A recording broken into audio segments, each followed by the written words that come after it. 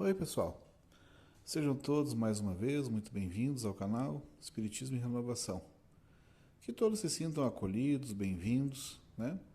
Possam se inscrever no canal para receber aí novos materiais, novos estudos. Possam também compartilhar e curtir, né, esse vídeo, que é uma forma de fazer com que a doutrina espírita prospere, leve consolação a vários corações, a várias mentes, né? No estudo que faremos nesse momento, também na descrição do vídeo está todo o trecho que é lido, né? Que é do livro Pão Nosso, escrito pelo Espírito Emmanuel através do nosso irmão Chico Xavier.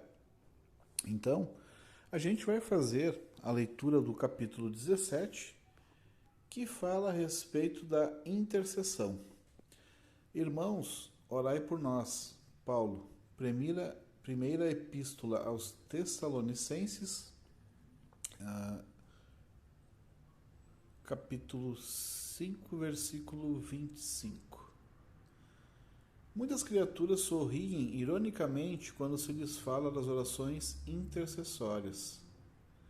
O homem habituou-se tanto ao automatismo teatral que encontra certa dificuldade no entendimento das mais profundas manifestações de espiritualidade. A prece intercessória, todavia, prossegue espalhando benefícios com os seus valores inalterados. Não é justo acreditar seja essa oração um incenso bajulatório a derramar-se na presença de um monarca terrestre a fim de obtermos certos favores. Bom, aqui, pessoal, está comentando justamente de uma das maiores forças do universo, que é justamente a oração, né? Quando a gente está nesse momento sublime, nós conseguimos elevar nosso padrão vibratório. Quando estamos fazendo de fato uma oração com sentimento, nos envolvendo. Então é nesse instante que a gente consegue receber boas intuições no plano espiritual e também, conforme o merecimento de cada um, receber ou não, né, determinadas situações em sua própria vida, né? Porque Deus, ele é tão bondoso, né, tão perfeito, que ele só dá aquilo que é o adequado para o momento evolutivo da pessoa, né? Então, muitas vezes a gente quer fazer, né, faz uma prece, né, faz uma oração pedindo alguma coisa, mas da mesma maneira que um pai que é prudente não dá tudo a seu filho, da mesma forma Deus faz conosco, né? E como a lei é de justiça, amor e caridade, muitas vezes, né, porque a gente não pode esquecer que são várias e várias encarnações. Então, alguém poderia questionar, né? Mas a minha vida é cheia de dificuldades, de problemas, né? Onde está a justiça nisso? E aí o Espiritismo justamente ele consegue responder que justamente porque Deus é amoroso, caridoso, mas justo, ele faz com que cada um receba, né, aquilo que plantou. Então, muitas vezes, a gente faz algo equivocado numa encarnação e vai ser em outro momento que vem o resultado disso, né? Aí outra pessoa poderia também questionar, mas, bom, eu não me lembro disso, né? Eu não me lembro de ter feito algo equivocado, enfim. E aí seria justo eu receber essa colheita? Aí vem uma outra situação, que é justamente o porquê de a gente esquecer, né, enquanto estamos aqui encarnados. Que é justamente como forma de poder recomeçar, né? Porque imagina se numa família a gente se lembrasse exatamente, né, das coisas ruins que daqui a pouco já aconteceram. Será que a gente ia conseguir caminhar tranquilamente né, ajudando, enfim, aqueles irmãos, aquelas irmãs que daqui a pouco falharam conosco, ou que nós falhamos com eles, né? Então Deus é tão bondoso e não quer ver ninguém de cabeça baixa, que ele permite esse esquecimento temporário, né? E mesmo também quando se desencarna no plano espiritual, não se tem lembrança de todas as outras encarnações pretéritas, Isso vai acontecer conforme a nossa capacidade de discernimento e absorção for melhorando. Então Deus, ele é sábio, providencial e tudo, né? E eu recomendo tanto o estudo, né, de outros materiais, leituras diversas do Espiritismo, as obras básicas, né, o Livro dos Espíritos, o Evangelho segundo o Espiritismo, que aí vai ficar mais claro entender o porquê que tem esse esquecimento, né? Essas várias situações, vários contextos, mas esse é primordial, que é justamente fazer com que a gente não sinta o peso dos nossos erros e que através justamente dos acertos, né, do amor, a gente consiga dar conta de todos os equívocos, né, já realizados. Então, e como isso tudo é muito dinâmico, né, nada é estacionário na lei divina, conforme nós vamos melhorando e agindo no bem, talvez muitas e muitas dificuldades que aconteceriam conosco acabam não acontecendo. Então essa postura de humildade, de fazer oração, ela também vai fazendo com que o nosso coração se modifique, né? E da mesma maneira, né, que uma pessoa que daqui a pouco que é arrogante, que é prepotente, ela acaba colhendo no dia a dia o resultado disso. Se ela começa a deixar o coração ser mais humilde, mais pacífico, em poucos dias, poucos meses, né, a pessoa já começa a ver o resultado disso. Porque as pessoas vão, enfim, todos nós somos assim, né? A gente acaba dando para os outros, né, recebendo dos outros, é uma relação de troca, né? Então, se alguém é legal conosco, é muito mais provável que também te responda de forma acordada, de forma gentil, né? E também a gente pode avaliar, né, isso em aspecto maior, né? Se tu vai agindo, né, na tua família, no teu trabalho, no local onde tu faz as tuas orações, faz os teus estudos espirituais, as pessoas vão percebendo que a pessoa está se modificando. E mesmo que não percebam, né, o maior beneficiado de estar com a paz, com a tranquilidade é o portador disso. Então é um convite, né, para fazer a oração, a gente buscar esse equilíbrio interior.